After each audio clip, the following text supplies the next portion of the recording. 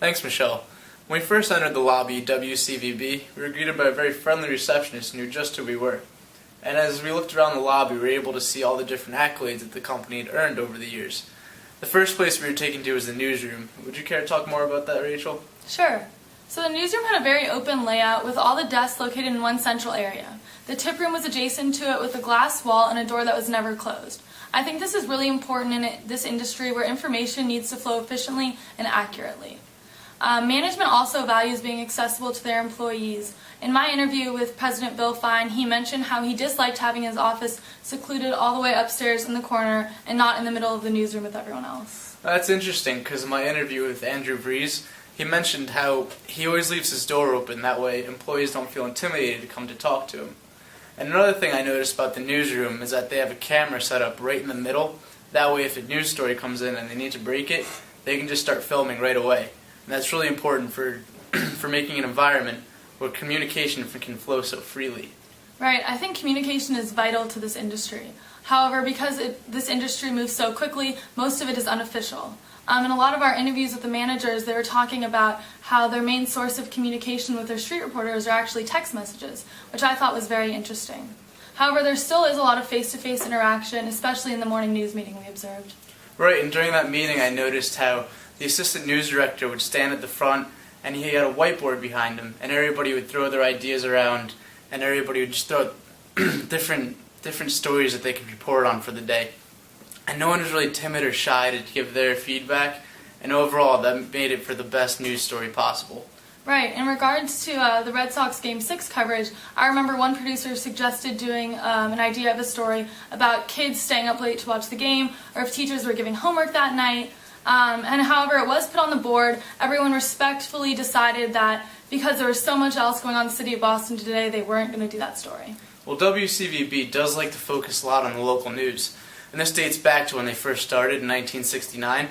They were given a permit, so they were allowed to air more local news than any other station in the country at that time. And ever since then, the employees have known that story, and they really give a good focus on the local stories. Right, I think the Chronicle segment they have is a great example of this. It was started in 1982 and really focuses on special topics of interest around the New England area. Now let's move on to invisible elements of culture with Michelle. Thanks, Rachel. It was my job to investigate the below-the-surface elements of leadership. I noticed that many of the shared values had to do with the integrity of reporting. At WCVB, it's more important to get the story right than it is to get the story first. The tip room makes sure that all information is verified before passing it along to producers. Additionally, the station makes sure to not just include information that's interesting to its audience. It also includes topics that other stations don't typically broadcast. Local investigations and medical issues may not always captivate the audience, but it's important to inform the public of these issues. Also, the station tries to remain as unbiased as possible and report both sides of the story. In response to President Obama's speech, they made sure to have a Republican answer lined up. The station also shares the goal of winning. Winning is expected. It's a given. When deciding whether or not to take President Obama's speech live, News Director Andrew Vries reminded the team that they're supposed to be Boston's news leader. This phrase is thrown around a lot during the morning news meetings to act as a source of inspiration for employees to go the extra mile.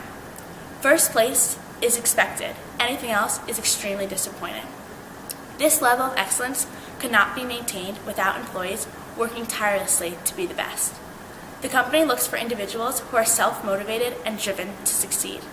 For more on what the company looks for in employees, as well as how these decisions shape the culture, here's Mio and Brad. Thanks, Michelle. I agree that the leadership's choice in employees has a drastic effect on the culture at the station. Multiple managers mentioned that the first trait they look for in a potential employee is that they're generally a good person. You know, Mio, that's really great.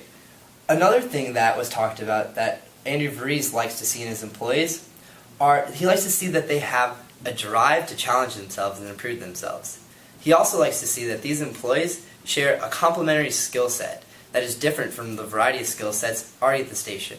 And lastly, he looks for his employees to have a competitive nature to combat the competitiveness of the news industry. Once these employees are hired, they typically stay around the station for up to 20, maybe even 40 years, really making the news station a destination workplace, making their employees very dedicated and loyal. That's very true. I've also noticed that dedication is a very important characteristic in the teams at the Channel 5 station.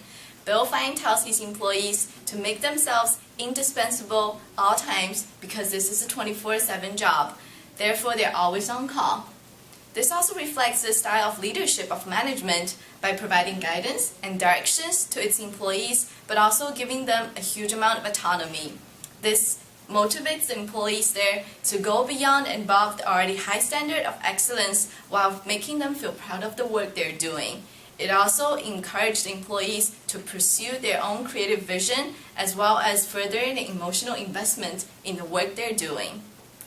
You know, Mia, you mentioned leadership and guidance back there, and it has everything to do with what the top level management likes to call the commander's intent, meaning that the commanders or top level management instill the values and knowledge so that when they are away, not at the news station, their employees still perform as a high-functioning team. This was made particularly evident during the Boston bombing, when news director Andrew Varese was away. Although he was away, his employees still performed with the commander's intent and delivered some high-quality news. Exactly. If autonomy hadn't been a huge aspect of Andrew's management style, his team wouldn't have been able to come together and succeed. The workers at the news station have to work and make orders for some chaotic situations. But for more on the topic, let's bring it over to Roman. Thanks, Brad. With my knowledge in organizational behavior, I can tell you that we live in a volatile, uncertain, chaotic, and ambiguous world. And now more than ever, firms need to learn to adapt in order to keep up with the constantly changing circumstances. WCVB does this by establishing a strong presence in social media. In the past recent years, the firm has opened up many new social media positions, including a 24/7 social media updater, which is necessary to keep up with the constant flow of information. In addition, they've had to make certain cutbacks due to poor economic conditions.